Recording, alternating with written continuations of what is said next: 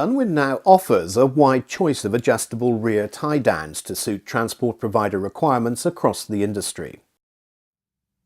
Ensure that a front tie-down has been fitted before fitting rear webbing tie-down to the wheelchair. Attach the rear restraint onto rear anchor points by aligning the button within the cleat to the slot on the floor anchors. Slide the cleat fully home and rotate the assembly through 90 degrees towards the wheelchair. Release the over-center tensioner like so, pulling the webbing, and attach the tongue and buckle to the designated rear tie-down attachment point. Pull the loose webbing until firm. Close the over-center tensioner using both hands and re-secure the Velcro fastening. Repeat the operation on the other side.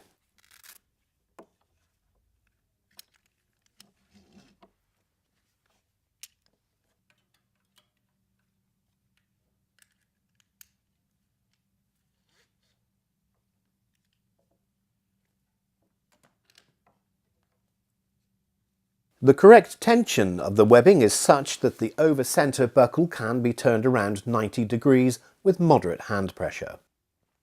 The webbing should create an angle of around 30 to 45 degrees and should be in line with the rear of the frame to hold the wheelchair correctly and securely.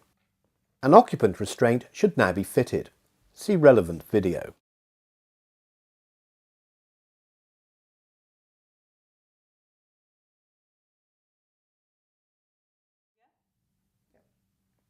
To remove the wheelchair tie-downs, undo the over-center tensioners as shown.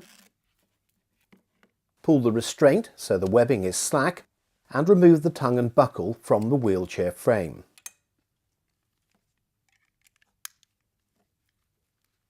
Close the over-center tensioners and refasten the Velcro.